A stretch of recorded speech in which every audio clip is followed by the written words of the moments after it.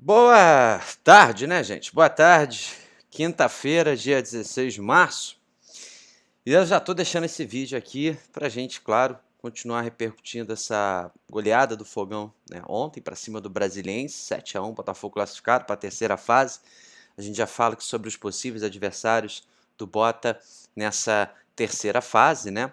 Lembrando que teremos um sorteio, né, dos times do pote 1 com os do pote 2. Ainda tem confrontos ainda para definir, né? Como por exemplo hoje, Grêmio e Vasco vão jogar. E claro, a gente pega aqui também essa questão do estádio Newton Santos, né? Que o gramado, o campo, já está todo verde com a grama sintética. Enfim, a gente já está bem próximo de ver o Botafogo voltando aí para casa. Ontem, até na coletiva, o Luiz Castro falou sobre essa questão do Botafogo jogar no estádio Newton Santos, né? São menos viagens. Bom, deixa o like, se inscrevam, por favor. Nos ajudem a bater os 24 mil inscritos, beleza? E vamos nessa. Bom, gente, sobre o jogo de ontem, né? Eu até dá aqui uma satisfação, gente. Eu fiz uma live do pós-jogo, mas eu tive que tirar ela, eu tive que privar ela, porque eu acabei usando alguns materiais que o YouTube até, enfim, me chamou a atenção ali em relação à questão de direito autoral. Então, para não sofrer nenhum tipo de punição aqui no canal, eu tive que tirar a live aí do ar, tá? Mas a gente falou muito sobre a atuação do Botafogo, né? Uma boa estreia do Diplácito, né? Um grande jogo do Eduardo, um hat-trick do Tiquinho Soares, o Adrielso que fez o seu gol também, ele e o Cuesta, mas já passou aquela segurança que ele já vinha conseguindo passar no início desse ano até, nos primeiros jogos, ano passado, né, ao longo do Campeonato Brasileiro. O ponto negativo que deixou a gente assustado, na minha leitura, o Botafogo jogava num 4-1-4-1, jogava com as suas linhas muito adiantadas e não tinha uma marcação no homem que tinha a posse de bola, né, no caso do adversário. Então, o Brasiliense conseguiu encaixar passes em diagonal, explorando ali a retaguarda dos nossos jogadores e a linha de impedimento que estava, vamos dizer, desencaixada, né? Pode até ser pela questão também ali do desentrosamento do Diplácito, mas enfim, não vou falar dessa. Peraí, desconsidere essa parte, porque parece que eu estou culpando, inclusive, um jogador que estava estreando, que eu acho que deixou boas impressões, né?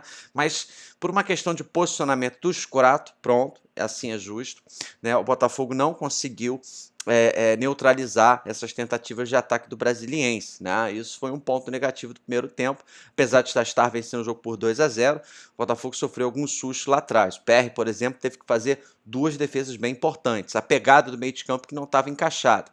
Já fiz a leitura que no segundo tempo, o Luiz Castro, ao invés de jogar nesse 4-1-4-1, né, nós tínhamos ali o Danilo como primeiro volante, o Tietchan e o Eduardo como os dois, camisa 8, apesar que o Eduardo ele tem característica de se aproximar ainda mais do Tiquinho, é um jogador onipresente em campo, né? Eu já até falei, a gente vê ele voltar para receber a bola até na nossa primeira linha, entre os nossos zagueiros. A gente vê ele caindo pelos lados do campo às vezes, ele conseguindo fazer tabelas com o centroavante, com o Chiquinho, né? Enfim, é um jogador que se movimenta bastante. Então a gente viu um certo espaçamento ali no meio de campo do Botafogo nesse primeiro tempo, que também ocasionou esses sustos. Já no segundo, acho que o Luiz Castro já optou ali por um 4-2-3-1, e aí o Botafogo já consegue cercar mais, congestionar mais à frente ali do seu miolo de zaga. Algumas pessoas até levantaram pelo fato lá do técnico do Brasiliense, o Roberto Cavalo, ter mexido mal no time dele, né? Eu não acho que foi muito por isso, não. Eu acho que foi que no intervalo o Botafogo já conseguiu corrigir um pouco seu posicionamento ali, principalmente no seu meio de campo, né? Aquela proteção ali à frente do seu miolo de zaga, tanto que o Brasiliense já não conseguiu nos incomodar tanto. O único lance de perigo que eles tiveram foi uma escapada pelo lado direito do lateral, que na minha opinião fez falta no Eduardo, chutou cruzado e o PR espalmou para fora. Não, apesar que teve no final ali um corner deles, né, que o PR também fez uma defesa difícil, diria que até queima-roupa, né?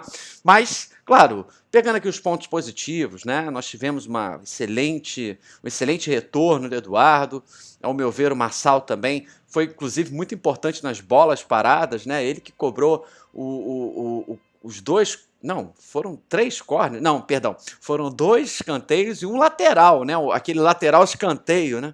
Ele participou, mas teve muita felicidade, né? Na forma de bater na bola, encontrar os nossos jogadores dentro da grande área do adversário, né? O Adrielso e o Cuesta, eu acho que no geral fizeram um jogo legal. O Diplácito, ao meu ver, comparando até os outros laterais que nós temos no nosso elenco, fez um jogo mais seguro, demonstrou até ter uma boa arrancada, velocidade, chegar à frente. O sétimo gol do Botafogo foi um cruzamento perfeito dele, que o Tiquinho só teve o trabalho de cabecear para o chão, né? E, enfim, o Tietê, Danilo Barbosa, que fez o seu gol também.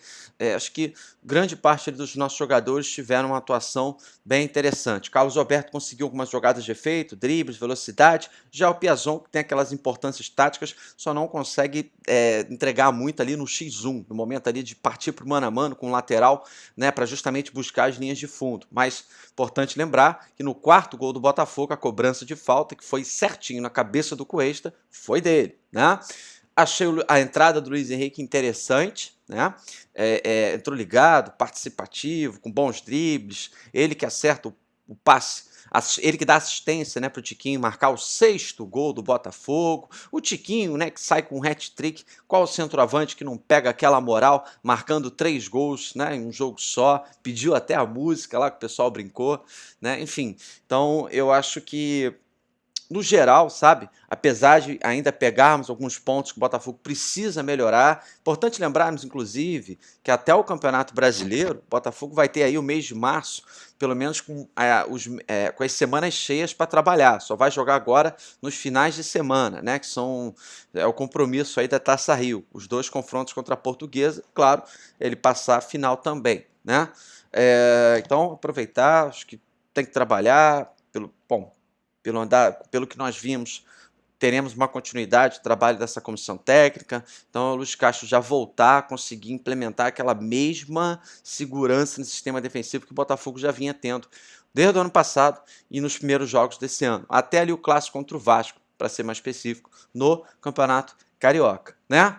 Bom, e falando da Copa do Brasil, tá, gente? Aqui uma curiosidade, quer dizer, curiosidade, não, é um ponto até importante, eu diria. O Botafogo, tá, gente, por questões de ranking da CBF, ele tá no pote 1, tá? O pote 1, tá, que vão entrar, inclusive, nessa terceira fase, os times que estão na Libertadores, o campeão da Série B, né, que, enfim, tem essa, como é que eu posso dizer, colher de chá, de já entrar na Copa do Brasil na terceira fase e não precisarem jogar a primeira e a segunda fase, tá? Então, os times que já vão entrar agora serão Palmeiras, Atlético Paranaense, Atlético Mineiro, São Paulo, Fluminense, Fortaleza, Corinthians, Santos, Inter, aí o América Mineiro que passou, o Bahia que passou, o Santos também tinha passado, bem lembrado, o Botafogo e o Cruzeiro, que foi o campeão da Série B. Na verdade, tá, os clubes confirmados no pote 1 tá misturado. Alguns clubes que entraram agora na terceira fase, né? E o São Paulo, por exemplo, terminou na 9ª colocação no Campeonato Brasileiro, e os que já se classificaram, que são os casos aí de Botafogo, né, o América Mineiro, o Santos, tá bom? E Mas, Almanac, então tá, me diz uma coisa, todos esses times que você falou aí, podem ser os nossos adversários já na terceira fase? Não. Todos esses times estão no pote 1, o mesmo do Botafogo. Logo, o Bota não pode cruzar com eles agora. O Botafogo os possíveis adversários nossos são os times que fazem parte do pote 2, que são CRB, Náutico, Remo, Tombense, Brasil de Pelotas, Paysandu, Ituano, Botafogo de São Paulo, Volta Redonda, Ipiranga, que eliminou o Bragantino, Nova Iguaçu, Maringá e o Águia de Marabá, que eliminou o Goiás, tá? Clubes classificados que ainda não têm potes definidos, o Coritiba e o Sporting. Dependem ainda, para conhecer o seu pote, os confrontos que teremos hoje, pela segunda fase ainda. Como, por exemplo, se o Curitiba e o Sport que estão no momento no pote 1, eles podem ir para o pote 2, caso Vasco e o Grêmio passem de fase, né? O Vasco elimine o ABC e o Grêmio elimine o Ferroviário. Os 2 jogos vão acontecer hoje à noite, quinta-feira, dia 16 de março, tá? Também estará no pote 2 o vencedor do duelo entre CSA e Brusque. Então, claro, eu já falei aqui de vários possíveis adversários nossos, mas é importante que podemos inserir ainda nessa possibilidade pelo menos mais 3 times, tá? Pelo menos mais 3 times. Vamos ver. Amanhã a gente fecha isso, né, após esses confrontos que teremos hoje à noite aí pela Copa do Brasil, né? O Vasco e o Grêmio, por exemplo, que vão jogar, tá? Terceira fase, tá, gente? Sorteio, tá? Teremos um sorteio. Tá? Sorteios que vão acontecer, ou melhor, os jogos vão ser realizados apenas em abril, nos dias 12 e 26, tá bom? E eu estava procurando aqui a data do sorteio. Bom, ainda não tem data definida para o sorteio, perdão. Tá? Então, já na terceira fase, já não tem mais chaveamento como é da primeira para a segunda fase. Não, agora nós teremos sorteios dos times do pote 1 para enfrentar os times do pote 2.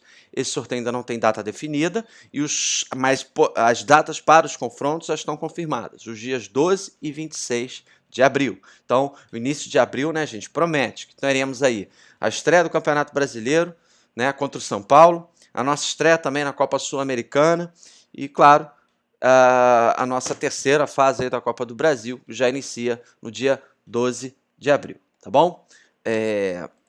Bom, o estádio Newton Santos, tá, gente? Como eu até fiz um vídeo aqui direto, amanhã eu até prometo que eu trago essas fotos, mas no Twitter eu até postei uma lá, o Botafogo também postou, vocês vão achar com facilidade, tá? O importante mesmo, cara, é que todo esse planejamento que o Botafogo fez em relação ao seu campo ficar pronto, tá? A previsão bateu certinha. Hoje é o dia 16 de março, tá? E já no início do abril, o clube já pode voltar, quer dizer, o clube já vai voltar a mandar as suas partidas no estádio Newton Santos. Até lembrando que o Luiz Castro ontem falou na coletiva, né, que assim, existe já o fator casa, né? O Botafogo jogar no seu estádio. Tudo bem que ontem lá no Espírito Santo, mais uma vez, foi muito bem recebido. Os serviços do estádio o pessoal elogiou bastante, né? As instalações. Ontem caiu uma baita de uma chuva, mas o campo não sofreu, né, com isso, uma boa drenagem, né, a torcida botafoguense do Espírito Santo que fez uma festa muito bonita, mas existem as questões das viagens, né, você já viaja muito para jogar como visitante, então quando você for o mandante, você já não tem que fazer mais uma viagem, é importante, claro, do ponto de vista de planejamento, a questão de uma recuperação de um jogador de uma partida para outra, né, acho que foi em cima disso, né, que o Luiz Castro falou, vamos dizer, que manifestou, abre aspas, essa saudade do estádio Newton Santos. Saudade que todos nós estamos sentindo, né? Bom, em abril nós estaremos lá matando, né, toda essa saudade. Tem que repetir a palavra, tá? Botafogo e São Paulo, estreia do Campeonato Brasileiro. Vamos botar assim, é o que tudo indica, né?